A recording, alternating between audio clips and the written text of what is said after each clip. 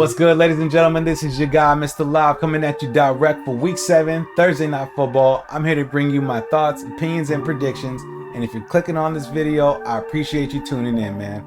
So this Thursday night, we got us a game between the New Orleans Saints and the Arizona Cardinals. Both of these teams coming into Thursday night with identical records, sitting at 2-4. They had a little bit of a slow start to the season, but lucky for them, they're only each one game back in their division. Now, for us, that means both of these teams can't lose Thursday night, so it should be a good game. But which team's gonna win? Let me know down in the comments who you got winning Thursday night, the Arizona Cardinals or the New Orleans Saints. For myself, we'll find out at the end of the video, man. So as always, let's go ahead and talk about it. So Thursday Night Football kickoff time, as always, 5:15 Pacific, 8:15 Eastern. The Cardinals are the home team, so the game's gonna be played at State Farm Stadium. As I mentioned, both of these teams here needing to get the win on Thursday night. That way they're able to stay within striking distance of the divisional leaders. In the NFC West, we got the Rams, 49ers, and the Seahawks sitting at 3-3. In the NFC South, you got the Bucks and the Falcons sitting at 3-3. It's been a crazy year of football, man. You can tell by those records. It's been a lot of close games. There's been a lot of upsets this year. It seems like just damn near about every other week or every week, there's some team getting upset. Now, I don't think this Thursday is going to be an upset game, but I do think it's going to be a good game. Teams are kind of even, so I'm hoping they put on a good show. As always, let's go ahead and break the teams down, starting with the away team, the New Orleans Saints. Take a look at what they did last week in Week 6, and of course, what they got to do this week to win the Thursday night matchup. In Week 6, the New Orleans Saints play the Cincinnati Bengals in a close game that eventually ended in a loss for the Saints, with the final score of 30-26. In the game, Andy Dalton was 17 of 32, throwing for 162 yards and 1 touchdown.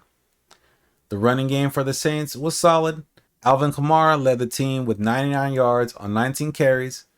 Unfortunately, there wasn't a standout receiver, as New Orleans' top receivers, Michael Thomas and Jarvis Landry, were both out with injuries. Hopefully they can make it back this week because they can certainly help the offense. Now, Week 6 loss for the Saints had to be a hard one. They led the majority of the game all the way down to the final minutes. I think both sides of the ball played a good game. The Saints just couldn't find a way to close it out. This week against the Cardinals gives them an opportunity to correct what they got wrong. On the defense side of the ball, the Saints are going to have to tighten things down some. They allowed Joe Burrow to throw for 300 yards last week, something they just can't allow this week.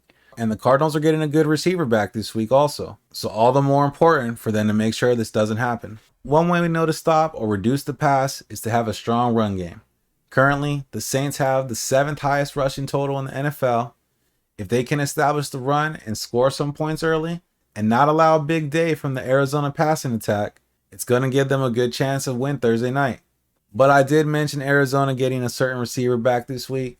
So let's look at the Cardinals' Week 6 performance and how I think they match up against the Saints this week in Week 7. In Week 6, the Arizona Cardinals played a divisional team in the Seattle Seahawks. And this was a game of field goals. Kyler Murray did throw for 222 yards on 23 for 37, had 1 interception, but no touchdowns. He did have 100 yards rushing, but I'm not really sure if it's the best thing to have your quarterback with so many rushing yards. On the receiving end, Zach Ertz led the team with 7 receptions for 70 yards, and Marquise Brown has 68 yards on 6 receptions. Unfortunately though, Marquise did suffer an injury, which may keep him out for the remainder of the season. So like I said, a game of field goals, except for 1 touchdown scored by the Seahawks, which was the deciding factor in the 19-9 loss suffered by the Cardinals. Now, this wasn't a pretty game by the Arizona offense. The Cardinals offense punted the ball 4 times, turned it over on downs 3 times, had a fumble and an interception. It's a good thing DeAndre Hopkins is coming back this week because this offense sure can use a jolt of life. We know what kind of player D-Hop can be and what he can do for the offense. He forces opposing defenses to play a little different and always account for him whenever he's on the field. The Cardinals, I think, need to take advantage of this, try to make some one-on-ones and let D-Hop do his thing, or allow the other receivers to benefit from a double coverage on Hopkins. Getting him involved one way or another is a must, I think, for the Cardinals in Week 7. On the defensive side, Arizona has the 7th lowest run total, So it should be a good matchup for them going against the Saints run offense, who's one of the better run offenses in the league. Bottom line though is Arizona has to score the ball.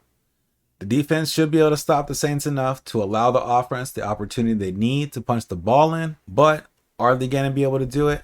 Is DeAndre Hopkins going to make that much of a difference come this Thursday?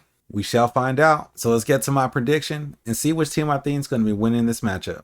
All right, so let's get to my prediction. Which team am I going to be taking here? The New Orleans Saints or the Arizona Cardinals? I got to say, I think both teams are pretty evenly matched.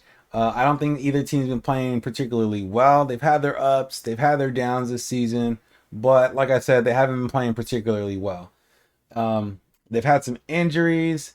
Some things have been going on, but whatever it is, they just haven't found a way to get a win. Either of them. They're both sitting at 2-3 or 2-4. Excuse me. They're both sitting at 2-4.